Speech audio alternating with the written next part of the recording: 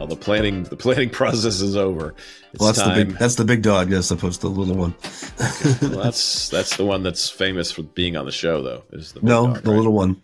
Oh, the littler one is the one who's had many appearances. Yes, indeed. Okay, and the littler one's dog. What's the name of the littler one? Skier. Skier. Like like the dog is a skier. Goes to the mountains. Puts on. No. Okay. All right. Like the yogurt. Okay, so the dog is a yogurt. Yeah, Icelandic for yogurt. Yeah. Ah, interesting. Okay. Wow. How did you get there? Yeah, if I ever need a creative we name. really like skier yogurt, and so the timing was good.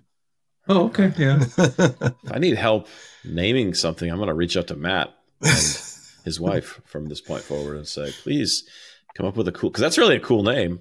Yeah. Like it's, is there a domain name associated with the dog where not yet. The dog has a blog? Well, actually, there's a domain name for the yogurt, so we probably would be in conflict if we try to get one. But that would be like a .ic or something though for Iceland. So you should be okay. Well, all right. Skier.com is an actual yogurt brand, but see, I don't eat a lot of yogurt because I think it's disgusting. There's another category of people who will send hate mail: the lovers of yogurt. And I should go grab my Skier yogurt now because it's in key lime flavor, which is this episode of the Security Table brought to you by yogurt. You need to eat none of this per year to be happy, successful, and wise. It tastes good. Come on. That's the tagline that just came up. It tastes good. That would not be the tagline I would associate with it. It would be terrible consistency, but good for you. All right. Well, hey, welcome, folks, to what appeared to be just a random conversation, which is soft serve. A random conversation that turns into a discussion about something in the realm of cybersecurity. That's why we call this the Security Table. I'm Chris Romeo, joined by Izar Tarandash, Matt Coles, the Knights of the Security Table, who fight the battles of, I can't even finish the metaphor. I'm sorry. All of them. We killed Dast, so I don't know what we fight now. we fight four-letter acronyms for security products that don't add value to the world. If you're out there, we're coming for you. And more of a Batman type of thing. So I wrote it. Okay, so now we're going into a full Monty Python rendition. Bring me a fuzzer. Izar is one of the knights at St. Knee. Was that now in the movie? Was that which movie is it where the guy is like gets his arms cut off and then his legs cut off and come closer and I'll bite you? That's the Holy Grail. Is that same one? Just with a scratch. Yeah. Come closer and I'll bite your ankle. That's how we fight with valor. That's how the Knights of the Security Table, we fight with that same enthusiasm. But you have no arms.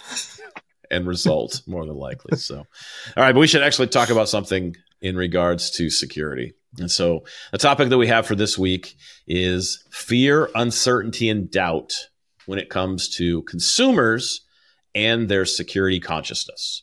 So we got to this as a result of a post I wrote last week on I guess, reflecting on the role I've seen fear take in the security industry throughout my career of 26 years and seeing how we went from the days of old where it was all about scaring people into doing the right thing or the consumer being scared as a result of, my data is going to be breached or my credit card is going to be stolen, in the days where you had to go to the police station and fill out a police report because your credit card was in a data breach. You still have to do that, by the way. You're still supposed to do that. Yeah. No, I don't think, right now, the card companies are so good at they call you and they're like, hey, by the way, your card's been breached. There's a new one in the mail. We got this. It's all good. But that's kind of like the shift of what's happened in perception of those things. But I guess, what is the role is there a role for fear, uncertainty, and doubt, or FUD, in the realm of cybersecurity, if we just use the umbrella term? Matt, what are your thoughts? Is there a role for it? If you mean fear drives people to take action, probably. The problem is, does fear, uncertainty, and doubt cause people to take the wrong action, or at some point stop taking actions because there's this overload. And I'm fearing, I have some fears that overload happens. I mean, how many data breaches have there been? I mean, let's just drop it out there. Out of the things that are in your home, which ones can get hacked? And which ones can't? And which ones can you do anything about? Short of not doing something, like, not doing something or not buying those things. Right? So I think fear is a driving factor to a point, and then there's a cliff or a wall. Yeah. I am going to say that we are past that cliff. I think that people have been so, and it's the second time in 2 days that I tried to say that word and it will never work. Desensitization. Desensitizes. Wow, I can't say it. See, that it's one. Not an excellent Desensitize. I can't say it either. So people are not sensitive to that stuff anymore. To the point that, you know what? Yeah, something else got breached. I got one more email from, you have been pwned, and yeah, sure, whatever. I mean, we spoke about password managers, we spoke about compartmentalization, we spoke about what actually happens when somebody gets breached. And when we bring all that together, I think that people are just like past caring. Mm-hmm. Well, and we're talking about consumers here. We're not talking about security professionals, right? We as security professionals don't really care about data breaches at the macro level. At least I don't. I don't track them anymore. I don't know. I mean, there was a time in my career where we got the morning briefing of anything big that happened the previous day or whatever in regards to giant incidents. But I can say I don't really pay that much attention to it anymore. I get more surprised than fear, I can say. And the surprise is not even that big. Sorry, man.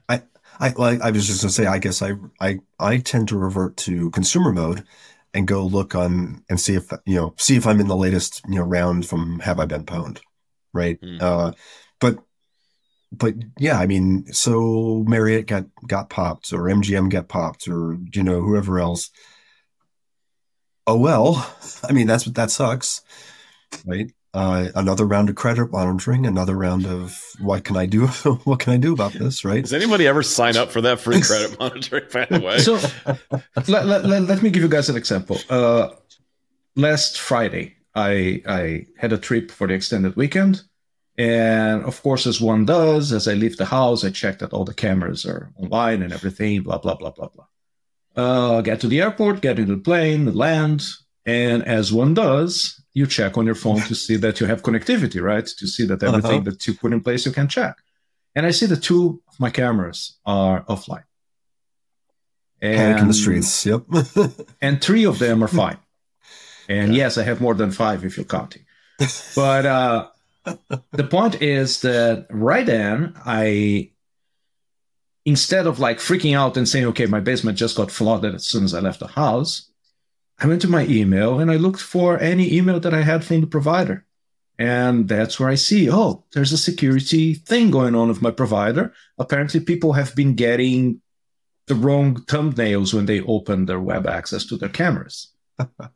And part of the treatment of the thing was that cameras were taken offline. And no, I was not a victim of that thing. Nobody has thumbnails of me that I know of out there in a compromising situations. But my reaction to the whole thing was, turn around and get another pina colada. Because at the end of the day, what can I do about it as a consumer, right? They're going to go and do their security things. And the only thing that I can worry about is not putting myself in the compromising situations in front of a camera that at the end of the day, I have absolutely no control of. Well, after the first or second pina colada, who cares, right? I mean, it's just... There's that too. But lucky they didn't have a camera on that view of you drinking so many pina coladas. If the cameras that were offline got caught in the rain, they wouldn't work because they were not the offside ones. But yeah, I digress. But my point is that even as a consumer, I would agree that fear would be a factor. if those very smart people in marketing would decide that that's something that they're going to use to sell. But I can't put two home camera systems, one against the other, and say, this one is selling because it's selling itself as more secure, or is it selling itself as we haven't had a breach in the last year? So fear as a motivator, as a buyer, I don't think we're there. I think that there is still a bit of fear of the technology in general. Well, take it a step back in that example what you were just talking about. Fear as a reason to go buy something versus fear of the thing you're buying, right? So you're talking about, camera A versus camera B because of their data practices and their track record, versus why is the consumer buying those cameras in the first place? So I know we're sort of now expanding the view of security out to physical and home security, and not necessarily just network and application security.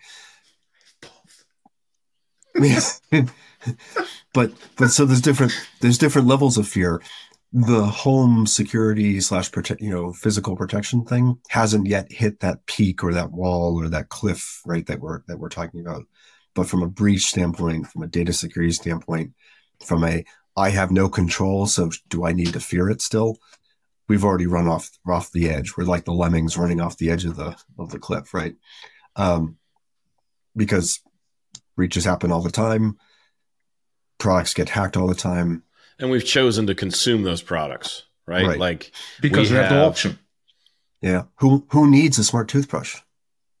What even does a smart toothbrush do? Fixes your dumb teeth.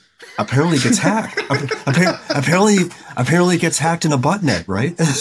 Well, that's what got me into this whole conversation and made me reflect on fear as a motivator in cybersecurity again.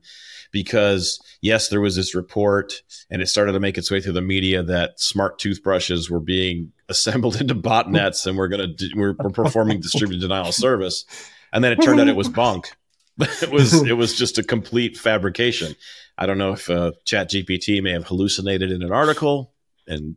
Oh, you mean like it did earlier this week when ChatGPT went completely off the rails? I thought it was finally the dentists of the world taking over. That is a possible scenario, but it just that's really what brought it back to the forefront for me. There was this kind of attempt to generate fear by saying that the smart toothbrushes were going to assemble into botnets and cause a distributed denial of service. And every time that you say smart toothbrush assemble, I got this Voltron image in my head of smart toothbrushes coming together into this like sort of master toothbrush. I'm gonna scrub you, human. You're like, and then all of a sudden it's gonna make you floss. You're gonna floss. I told you to do it every day. Now submit. So listen, the hygienist told you, the dentist told you, and now I'm here to make you pay. And then the floss pops out in the smart toothbrush. Or you suddenly get 18 cases of fluoride toothpaste that you didn't know that you need. Now gargle. That's a different type of attack. No, but wait. So that one turned out to be wrong. Turned out to be an hallucination by either a LLM or a writer. But let's think for a second here. Is there an ulterior motive that somebody would put that online as a rumor or as a fact, actually? Would that lead to something like, would it make people consider buying smart toothbrushes or not? Would it make one brand of smart toothbrushes be more valued than the other because there was no breach on that one? Well, think about who's buying those things in the first place. I mean, a smart toothbrush so a regular toothbrush costs what? $2, $3? Well, they give you one at the dentist if you go. Yeah, right. And if you go to the local grocery store, you can pick up a 2-pack for a couple of bucks. So the people who are looking for smart toothbrushes are either super health conscious or not very smart. They are super health conscious. They are super health conscious and have a lot of disposable income. right? And so the question of, so first off, do they even know that they may or may not have gotten hacked, right? Do they have the consciousness, the awareness that that's a thing? Number one. Oh my God, I'm about to be so offensive. All right. Your sociopathic tendencies are about to show up. Is that what you're saying? Yeah, you know what? Let's He's leave that one to the last episode. Yeah. No. I mean, outside of the why would anybody need a smart toothbrush? I think that's a discussion for a different podcast by maybe people that are medically trained or something. Maybe they have a good reason.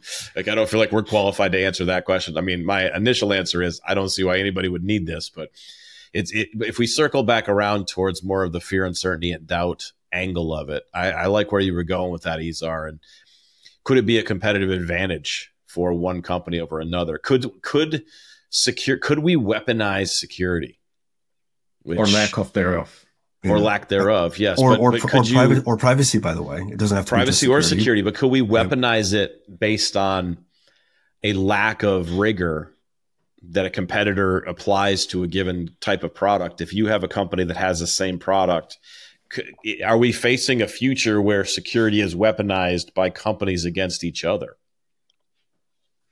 Are there FTC rules against that? I mean, you're making outlandish claims, right? Wait. I'm not claiming. This is a thought experiment more than anything. No. I'm not saying you. I'm not saying you. I'm saying the companies that would be making these comparisons might be making some fantastic claims, right? Yeah, like in this case, distributed denial service. We can get hacked, and so you should buy our product. But that doesn't mean we're not susceptible to that. Yeah. If we go back to Sony, MGM, or any of the big companies, big breaches, and look at their stock price, I myself have been using that as FUD for a long time to tell people, hey, if you get breached, you're going to have an impact on your. But I think that somebody did a study and turned out that nobody cares. So, yeah, not anymore. It dips for a very big. Like for a bit, but it goes right back, right? I mean, it used to be like, remember the Target breach that we all lived through? There was a big consumer. I remember people that I know that had no knowledge of cybersecurity saying, I'm not going to shop there, or I'm bringing cash with me. Yeah. So there was definitely a time period where that level of incident resulted in lower reputational damage and a loss of customers and sales. Yeah, I think TJX those days are the gone. Same way. Yeah, TJX had the same. That was in thing, the same vintage, though, right? It was in the same year or two. I don't think that happens anymore. I think we're so far away from that because people are just. This is the numbness. I heard somebody describe this as data breach numbness. So it goes back to not being sensitive to it anymore, but not because people don't care about their data being out there. It's just that right now they are just assuming that at some point the people who hold their data are going to get bombed. It became a fact of life. Yeah, pretty much. And by the way, it's probably that stock. If they're publicly traded, that's sort of baked in. You have SEC filings now that talk about this sort of stuff. And I wonder if we need something like GDPR, right, which has pretty sizable financial impact, for an infraction. Right. Yeah. Hundreds of millions, if not billions of dollars of potential impact that would have serious impact on a bottom line. But I don't want to go here, but I'm going to go here just for a second. And then we might have to put this on the shelf for a future debate discussion after more research. But I'm going to say something that may not be that popular, but I don't think GDPR actually did very much. At the end of the day, yes, they sued Facebook. They went after Google in the early days, but did it really move the needle? Are companies, is individual privacy better as a result on this globe because of what happened with GDPR? I think the answer is, and I'm not the expert. I'm still learning about these sort of things, but I think the answer is. Yes, but not because of the financial impact. It's more of it's now in people's minds. Consumers' minds. People that are buying and using products. Yeah. Yeah. And you have not just GDPR. Now you have, the patchwork that is the United States, and you have other countries that are jumping on board. And so it's becoming more in the common common view that this is important, and not necessarily that the hundreds of millions of dollars that Facebook and Apple and Google and whoever get hit by matter as much. So just Chris, a completely naive view there. Yeah, so I'm going to be a bit even more than you just did. Okay. And I'm just going to say, if people are at that point in their lives where they are not sensitive to this anymore, I think that, and I'm looking at the mirror when I say that, I think that means that we suck. We as security practitioners, we suck. Okay, let's clarify that. No, seriously. Tell us more. Like, what do you mean? What are we? If people are at a point where they actually expect things to be breached, then it's just because we haven't been done our work well enough, and breaches are so commonplace that not being breached. We discussed if being breached is a disadvantage. And that leads me to not being breached being an advantage, and it's not anymore. Right. So it's not a differentiator because it's only a matter of time. Anymore. Well, it's expected to be a matter of time. It's not really it's sort of a foregone conclusion that it will happen. Yeah, I guess as a society, we've accepted this as normal. Mm-hmm. There's nothing normal to this. The things that we use are not infallible. And there's nothing normal to this stuff. It shouldn't be normal. Oh, we brought out the puppets already. Oh, darn. But it is. That's the reality that we live in. And I guess, have we failed as security professionals? Then that's kind of where you're going, Izar, as you're saying. Did we fail as an industry? Like, we won't. We're not going to call ourselves out specifically as like it's all our fault. It's all the ops people. It's not us. I mean, yeah, exactly. Thank God it's Friday. Now I can have a whole weekend for an existential crisis. No. Where's the pina coladas now, there, buddy? Yeah. Do you like pina coladas? I just got caught in the rain. And breaches in the rain. And breaches in the rain. Well, we have to do something with those lyrics that we have. Our new hit single, Breaches in the Rain. So, all right. Well, now that we've left Izar with an existential crisis for the weekend, I want to give, I just thought of another angle on this that I want to get your take, both of your takes on this, because I think this is still happening.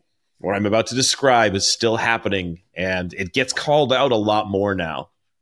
So you may know where I'm going with this, but there are still salespeople that use fear, uncertainty, and doubt, and the misfortune of competitors as a lead generation technique or as a way to reach out to people. And so if a company has a breach that's like, say, a cloud, let's just say, I don't even know if they've had breaches. I'm just going to say a cloud storage provider has some type of security incident in the news. Account executives from their nearest competitor will start emailing prospects and say, well, hey, you probably saw what happened with company A. Company B, we take security seriously. And we invest in it. And I'm not making this up. Like, it used to happen all the time. Like, I can remember a day 10 years ago, 15 years ago, where this was the normal sales approach that would happen. It was the ambulance chasing of the world. I don't think it happens as much now, but it still happens. Now, we're better as an industry when people will call people out and start publishing their these type of approaches. But I mean, what have you guys still seen this? Have you seen this happening in the marketplace? I've seen a bit of what can we learn from XXX, and then the unsaid part is that we are better. But that there is I have seen some hooks coming in as postmortems, or let's see what went wrong there that would never happen with us. So it's like more of a soft sell now. It's not as confrontational, but it's still the same. They're going for the same outcome. I think that they took the schadenfreude out of it, and that they're not reveling so much into the failure of others. And it's taking a bit more of an educational tone of what can we learn from that, which, by the way, I'm all for. I just don't think that would make me buy something. Now, are you talking about corporate sales and sort of as a practitioner? Does this translate? Are you seeing this translate to out in the real world? Like, I mean, most people don't buy direct from security vendors, right? But they may get pushed. I mean, NordVPN and others, push VPN software all the time, but they're using the general state of security as the selling factor.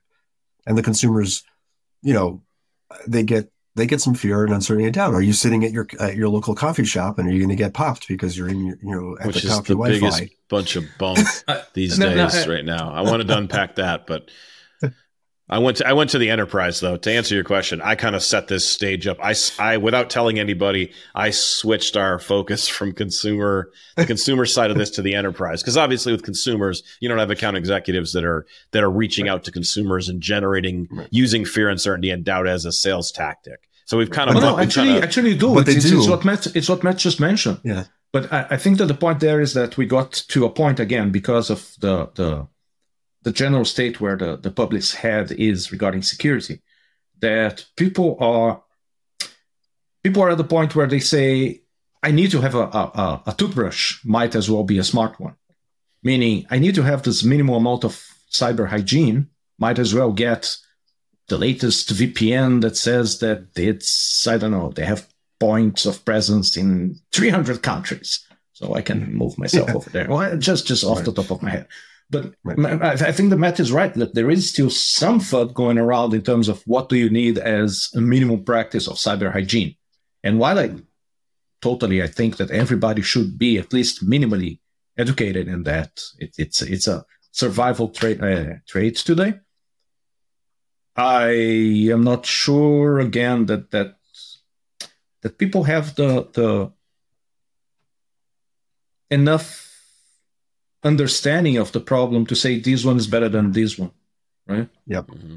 Yeah, and actually, just on that, I guess just to take that a little bit further, and here's the general question for you: do you think you need to buy something in order to be secure? To be or to feel? To be. Consumer or enterprise? Consumer. Who are we talking about? Consumer. Right. And is more better. Is your definition of you Izar or I, or a general? Put your general user, put your parents, put your kids, put your whatever hat on. Okay. And think about them. Do you have to buy something, or do you have to pay more for something for it to be better or secure when it comes to security? Yeah. So things like things like a VPN, right? You can pay $2 a month, or you can pay $20 a month. I mean, I think that's the model that exists in the marketplace. Like, let me give you an example. So I use these Eero routers it's now an Amazon company. And that's a mesh router system. The simplicity of it is just brilliant. Like, I used to be a network person, and I used to love wiring my house and making connections. Now I just want the stupid thing to work. I just want to plug it in, just make it work, stop not working. And so, but with Eero, I have to pay an additional fee for their advanced security. We put that in air quotes. And that gets me like threat intelligence blocking of things. It gets me ad blocking. It gets me some things. It's just a software feature. But I recommend other people do it too, because it's very seldom do ads get served up on my network here to any device that you're using, because Eero they just block it. But I think, but I don't know that. I mean, maybe normal people don't take that step and pay that extra money because they don't see the value proposition. I know for me, I looked at the list of features. I'm like, done.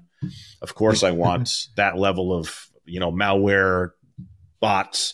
They're doing all the threat intelligence stuff behind the scenes, and then the device just knows, don't accept anything from these IP addresses or whatever, But I don't know. Maybe normal. I call them normal people who don't have security superpowers.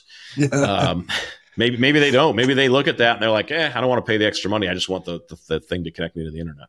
Yeah, I mean, people are always annoyed at ads, but is it dangerous and do we have uncertainty or doubt about dangerousness that would drive fear, right? Fear is a response to those other two things. And so you have fear which is why you pay. But others maybe don't have that level of understanding yet. Yeah. Yeah. I mean, where would they get it? Right. Like, well, they get it from people. They get it from commercials saying, "Hey, your home Wi-Fi is under threat. Go buy this product." I don't want to ever get political on this podcast, but the media, like, we're in an age where it's challenging to know who you can trust that's speaking to you, because everybody has an agenda, everybody has an opinion, and it's not the days of old where the news broadcaster on TV was a trusted source and everybody just trusted whatever they said. Now, they could have been lying through their teeth to us, who knows, right? But there was a trust that existed with that. We don't have that concept is gone, at least in how I perceive the world. And so there is no source of truth that can speak to the masses about security and and let people know what the real threat is. Like, and then we're circling back around to attack toothbrushes, right? That's what happens is we just, people throw out all this crap. Somebody gets up with an idea and then people have become so numbed because it's been hyped up for so long that it's the Chicken Little problem, right? How many times do I have to hear the sky is falling where I'm just like, you're full of crap. The sky's not falling. It may actually fall and land on top of me. But I've heard it so many times that I'm numb to the concept that the sky is falling. Well, and we see, I mean, from us as security people, right? We know how to cut through that because there's people we trust who talk about this sort of stuff. Yep. Right. I mean, we've talked about Bob Lord and CISA in the past, and Bob's had some pretty high profile posts about you're not at danger at your local cafe, internet cafe, or coffee shop, right? It's FUD, and well, maybe not, but we have the tools to help cut through the FUD. The consumer doesn't, right? They see that, oh my God, they see my smart toothbrush is at risk. Yeah. And like, what do? I mean, Daniel Miessler is the one who posted the initial response to the toothbrush thing, saying like, I don't think this is right. And that's somebody that I've read a lot of his stuff. I've followed him for a long time. I'm like, oh, now I'm all of a sudden looking at things closely, going like, if Daniel Miessler said he did analysis and this is what he figured out, this isn't true. But yeah, to your point, like Jane consumer doesn't have the insight that we're able to glean. And so that's why they're numb to these things, because there's nothing else they can do. They can't hear the sky is falling anymore. And to your earlier point, the sources that they're getting information from are not making those connections either. They're not following up. And prominent security researchers said this is bunk. That story we told you yesterday, probably ignore it. Yeah. That it almost starts sounding like a way to DOS people. Like we know that there's a lot that we see on the media and whatnot that tries to divert attention. But if you really want to keep people busy, keep people occupied somewhere, not only like 15 minutes of them paying attention to something, but causing them to actually ask those questions that Chris asked in the beginning. What in your house could be, or Matt, I don't remember, what could be hacked in your house and actually serve as something? You know what? It would give me pause. It would make me, for 1 hour, go around and say, okay, do I have the latest firmware and everything? And is my router closed? And this and that and the other one. So yeah, it's a great idea to get people's attention away from things. Yeah, and as we're coming to the end of our time, it just makes me realize we don't have any single trusted source that has legitimized themselves to the masses about cybersecurity. Krebs. Who? Oh, Krebs. Krebs. Krebs. I mean, but Krebs is dense reading. Nobody's going to take the time to read that. Yeah, he's not mass market. He's not somebody who. No, he's not. No. Hack 5 maybe, right, as a YouTube video, but you have to be on YouTube. You have to know what you're looking for, and they're also I'm just not thinking about. It seems like in other parts of society, there are people who stand up and kind of hold that responsibility for us for trying to educate in a certain area. And cybersecurity is just one of those things that but there is no trusted source. If we went to a mall, there'd be nobody there. If we went to a shopping center that had various a Target and a Home Depot and whatnot in it, and we asked 10 people just randomly, just walking out of their cars, presuming they would talk to us. Some of them would just run away, but presuming we could get 10 people to answer the question, who is a trusted cybersecurity source for you? I think we would get nobody. I don't think they would answer. I think they would say that there is one. We need the cyber or application security equivalent to Neil deGrasse Tyson. Your personal astrophysicist. Well, we need your personal cyber person. Like, and it's funny that nobody's grabbed that. We're missing corner. something. No, there is. We're missing someone. Who? I don't know. I got something. It's not Schneier. I got something in the back of my head. The closest one is those guys, like Leo, the guy that does he's done the podcast for like 10, 20 years at this point. Leo Laporte, maybe, or something like that. I think he had a radio show at one point. That would be the closest to but so you guys don't even know who I'm talking about. So no. It's not, he never reached a mass. I think he reached a technical audience legitimization, if that's a word. But never a mass market type of thing where everybody was willing to say, like, this person knows consumer security. And we need a Neil deGrasse, or we need a Bill Nye equivalent, right? Those guys I was thinking Bill Nye. Yeah, but wait, we should ask deGrasse in here so that he can explain to us how we get that. Yeah, I'm sure he's available. Let's get on it. He did Joe Rogan, so I mean, if he'll do Rogan, he'll probably do our show. I mean, we're basically. If you're out there and you're listening to us and you have a connection to Neil deGrasse, let us know. We want him here. Or if you know him, just text him. Tell him to show up. Yeah, that too. Anytime, we'll make it available. I mean, actually, there is one person. Maybe there's two. Actually, there are two. But again, they're not mass market. I guess Neil Stevenson, who talks a lot about sci-fi, and then you have Corey. Oh, he's up here. Cory Doctorow. Both of them up here, way up here. Yeah, they're not mass market though. To like what you said, they're known quantities. They're smart people, but they don't. I'm thinking about like who should be on the Today Show talking about public Wi-Fi security. Like there is no person. There's nobody that's filled that gap. That's bridging the gap between large and small technology companies that are putting out products and the consumer. So we've got an opportunity anybody listening out there who wants to become we'll help you with the branding. We'll come up with it. We'll make a podcast for you. We'll get a website, a Twitter. But we are in this field where as soon as somebody raises their head to take that place, they're going to get bombarded from all sides with, oh, but you didn't mention this. Oh, but you forgot this edge case. Oh, but that doesn't work in this. Nobody's going to have the energy to deal with that. Oh, it'll take a special person that would be able to do this, that would just be able to ignore all of the nonsense. Yeah. We need Neil deGrasse Tyson to help us, because he's done it for astrophysicists. How bad can it be for cybersecurity? Yeah. How could you explain? How could you make it so that you does he get pelted by astrophysicists all over the world saying I know better than you? I know that he does by people who have no clue, because that's a really fun read.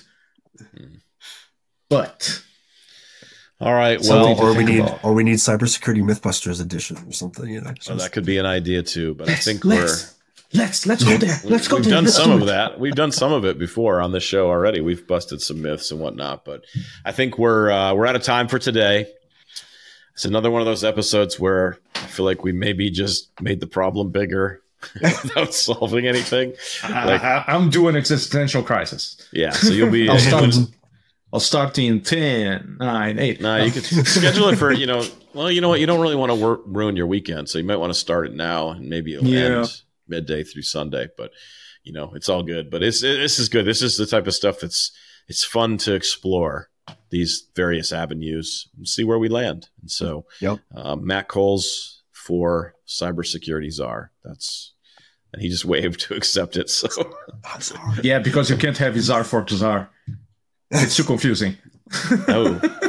That's true. If we could use those two words together, your Hi, name I'm and Matt. Czar. I'm your personal cyber consultant. Oh, I like that. That's good branding. All right. Wait, no. Now it just reminded me. Who was it that was cyber consultant for the stars? It's somebody that we know. Is? Yeah, somebody that I we know. know. had that. Michael Lodenthal that spoke.